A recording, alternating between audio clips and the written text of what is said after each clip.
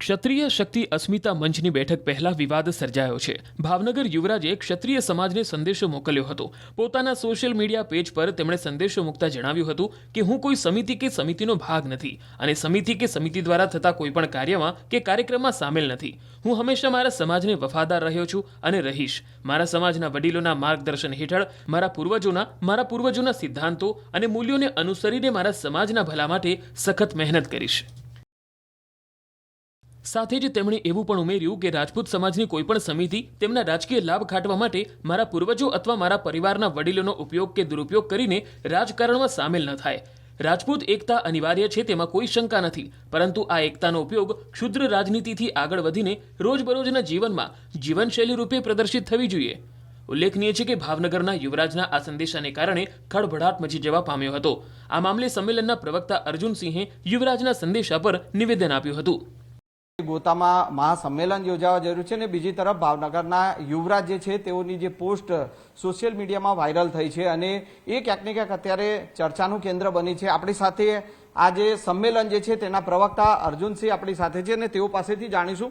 બાપુ, જે પ્રકારે સોશિયલ મીડિયામાં ભાવનગરના યુવરાજ છે તેમની જે પોસ્ટ વાયરલ થઈ છે તેમાં તેઓએ સૂચવ્યું છે કે તેઓ કોઈ સમિતિમાં જોડાયેલા નથી કે કોઈ પણ કાર્યક્રમમાં ઉપસ્થિત રહેવાના નથી। સાથે સાથે તેઓએ એ પણ સ્પષ્ટ વાત કરી છે કે તેમના કોઈ પૂર્વજો કે વડીલોનો ઉપયોગ જે છે કોઈ પણ રાજકારણ માટે ન થાય તેને લઈને તેઓએ જે આ પોસ્ટમાં જે સૂચવ્યું છે, તમે શું કહેશો? હું આની બાબતે બહુ સ્પષ્ટ છું। યુવરાજ સાહેબ ખરેખર બહુ ધીર ગંભીર વ્યક્તિ છે। પોતાની વાત રજૂ કરે છે, એમને સમજવી ખૂબ અઘરી હોય છે। એના શબ્દોને આપણે પકડવા પડશે, એમના વિચારોને આપણે સાચવવા પડશે। આપને ખ્યાલ હશે પહેલાં આંદોલન વખતે પણ એમણે ભાજપૂતોવાળો શબ્દ જે યુઝ કરેલો, ખરેખર ત્યારે પણ ગંભીર રીતે એમણે આક્ષેપો કરેલા, પરંતુ બહુ સ્પષ્ટ એ સમાજની સાથે હોય છે દર વખતે।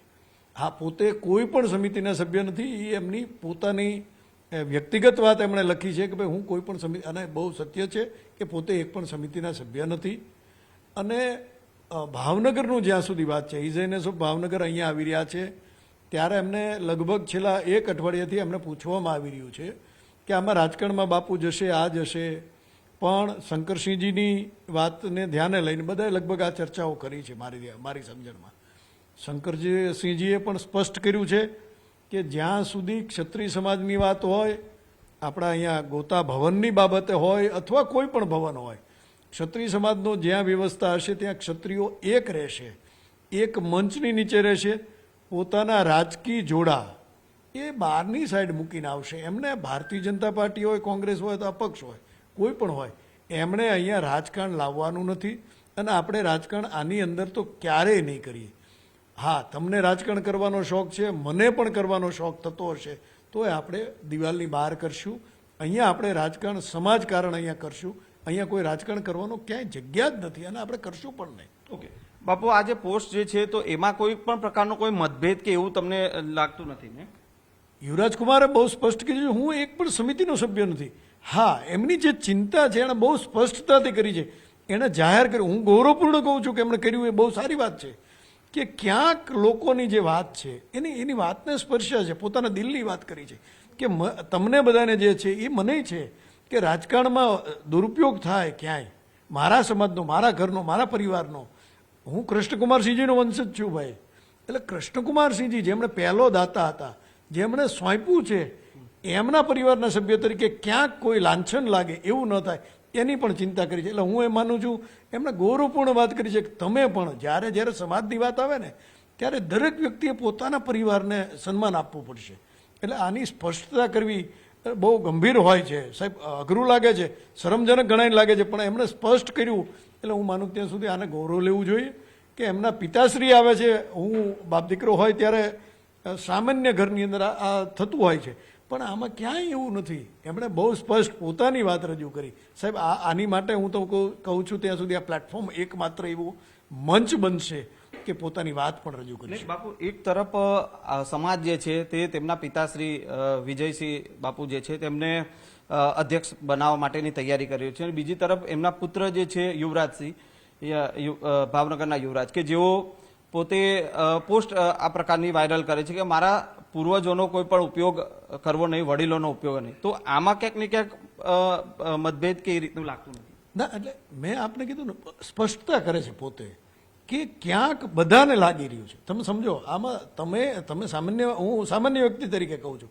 હું એક નાના માણસ તરીકે એક વ્યક્તિગત રીતે કોઈ વ્યક્તિને એવું મનમાં હોય કે ભાઈ આમાં શંકરસિંહ બાપુ છે, ફલાણા છે, માની લો કાલ સવારે કિરીટસિંહભાઈ અહીંયા આવે, માની લો ઇન્દ્ર વિજયસિંહભાઈ અહીંયા આવે, હવે આ બધા રાજકારણમાં મારા પરિવારને ક્યાંક ઉપયોગ કરી લે અથવા એનો દુરુપયોગ થાય, આવી બધાને ચિંતા હોય છે. ભાઈ એમણે સ્પષ્ટતા કરી કે ભાઈ આ ન થવું જોઈએ, આ ન થવું જોઈએ. જેમને એમની રજૂઆત જે છે એમાં ક્યાંક શબ્દોની મારામારી થઈ છે, એ સત્ય હકીકત છે.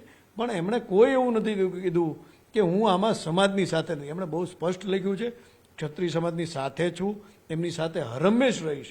એટલે માટે આ સમાજને એક કરવાનું, જ્યાં બોન્ડિંગ કરવાની વાત હશે ત્યાં દરેક પારિવારિક સભ્ય તરીકે પોતે હાજર હશે, રહેશે. અને યુવરાજકુમાર તરીકે પોતે લગભગ સ્પષ્ટ વક્તા છે. એ માટે પોતે આનાથી અત્યારે સાથે સમાજના એક પણ કમિટી અથવા સમિતિમાં નથી. એ એમની વાત છે, એ રજૂઆત છે, હું સ્પષ્ટ છું એ કહેવાની વાત છે. એટલે એ માટે ગૌરવપૂર્ણ છે. હું એને અભિનંદન આપું છું કે એ પોતે બહુ સ્પષ્ટ વક્તા તરીકે પોતાની વાત રજૂ કરી રહ્યા છે. બિલકુલ. તો ક્યાંક ને ક્યાંક જે અર્જુનસિંહ બાપુ પણ જે જણાવી રહ્યા છે કે જે ભાવનગરના યુવરાજે જે પોસ્ટ કરી છે એ ક્યાંક ને ક્યાંક એમની સ્પષ્ટતા છે, નહીં કે કોઈ પણ પ્રકારનો મતભેદ સમાજમાં હોય તે.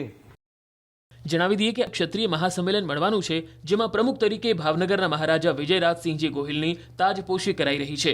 જો કે સંગઠનની બેઠક મળે એ પહેલા જ ભાવનગરના યુવરાજ જયવીરરાજસિંહજીએ ક્ષત્રિય સમાજને સંદેશ આપતા અનેક તર્ક વિતર્ક સર્જાયા હતા.